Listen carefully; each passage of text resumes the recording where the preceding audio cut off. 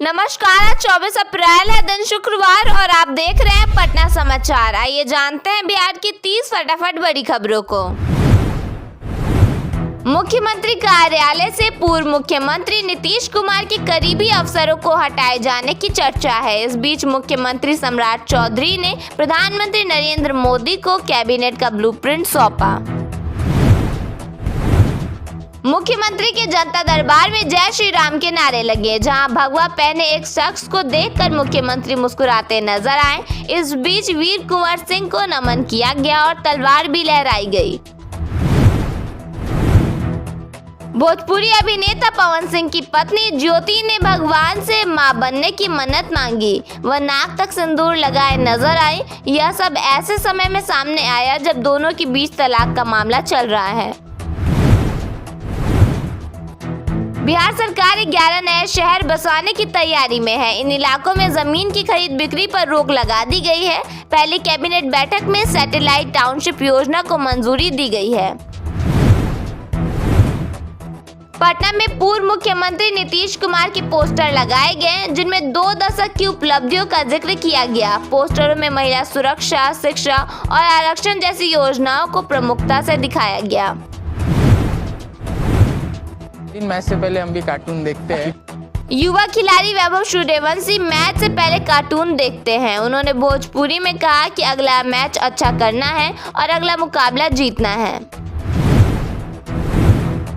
गैजी में बकाया राशि मांगने पर निगम अधिकारियों द्वारा एक ठेकेदार के घर कूड़ा फेंकवाने का मामला सामने आया है। घटना के बाद नगर आयुक्त ने जांच के आदेश दे दिए हैं।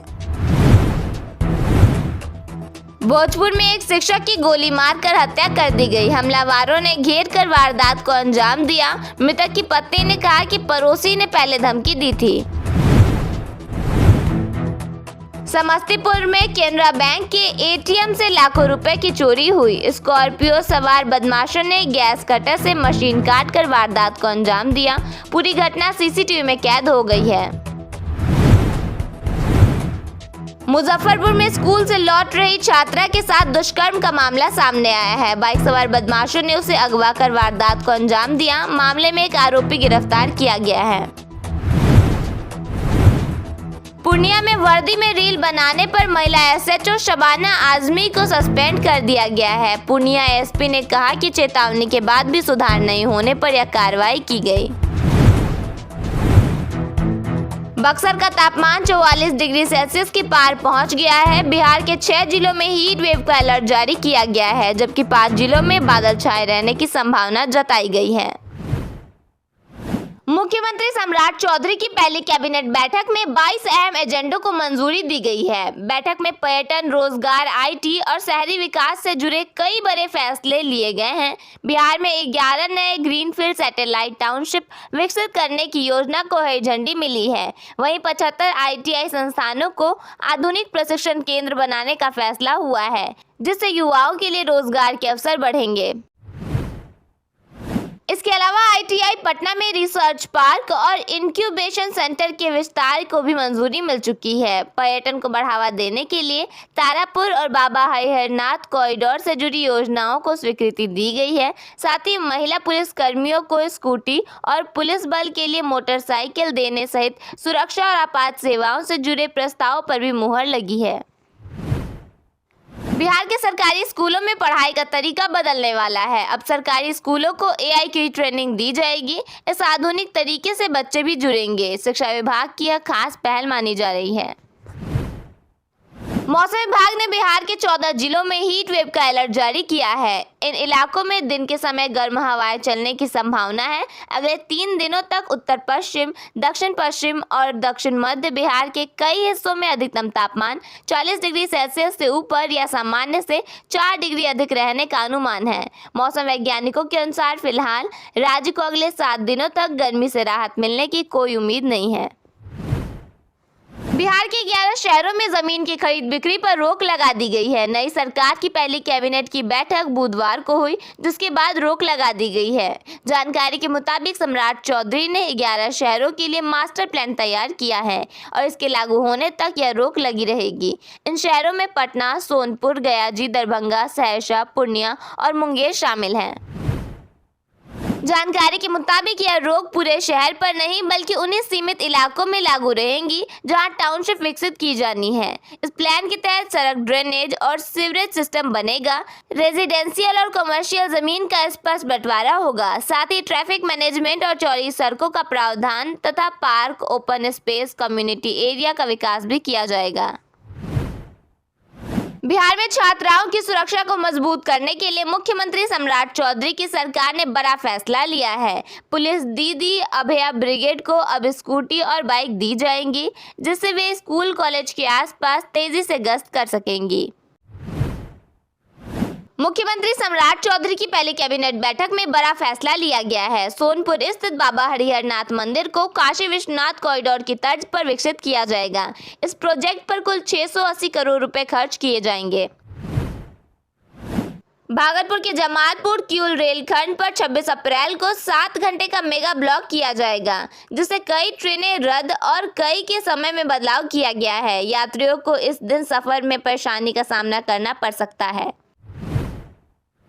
पप्पू यादव ने एक बार फिर अपने बयान से बिहार की राजनीति में हलचल मचा दी है। पूर्णिया में आयोजित प्रेस कॉन्फ्रेंस में उन्होंने दावा किया कि पटना के कुछ गर्ल्स हॉस्टल में लड़कियों का शोषण किया जा रहा है और उन्हें अधिकारियों तक परोसा जाता है। पप्पू यादव ने मोबाइल पर कुछ वीडियो क्लिप दिखाते हुए कहा कि कथित स्टिंग ऑपरेशन में ऐसे कई खुलासे सामने आए हैं जहां नेताओं और अधिकारियों की संलिप्तता दिखती है। पप्पू यादव ने कहा कि समाज में महिलाओं और बेटियों के साथ अन्याय बढ़ता जा रहा है। उन्होंने दावा किया कि कुछ जगहों पर बेटियों की बोली तक लगाई जा रही है। उन्होंने सवाल उठाया कि आखिर ऐसी घटनाओं पर महिला आयोग और जिम्मेदार संस्थान क्यों खामोश हैं। पटना नगर निगम मानसून पूर्व सफाई के लिए सुपर सकर और रोबोटिक मशीनों के बजाय सफाई कर्मियों को सीधे मैनहोल में उतार रहा है। सामाजिक न्याय मंत्रालय की रिपोर्ट के उलट राजधानी में मैनुअल स्कैवेंजिंग जारी है, जिससे कर्मियों की जान को खतरा है। वहीं पाटलिपुत्र व बांकीपुर अचल सफाई कार्य में सबसे पीछे है।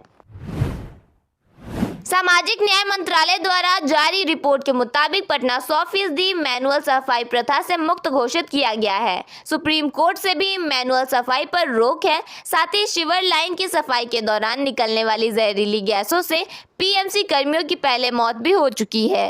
इसके बाद भी पटना में यह प्रथा जारी है। सफाई कर्मियों को बिना पीपी किट के मैनहोल में उतारने से हृदय रोग, त्वचा संक्रमण, सांस संबंधी सहित कई तरह की बीमारियां हो सकती हैं।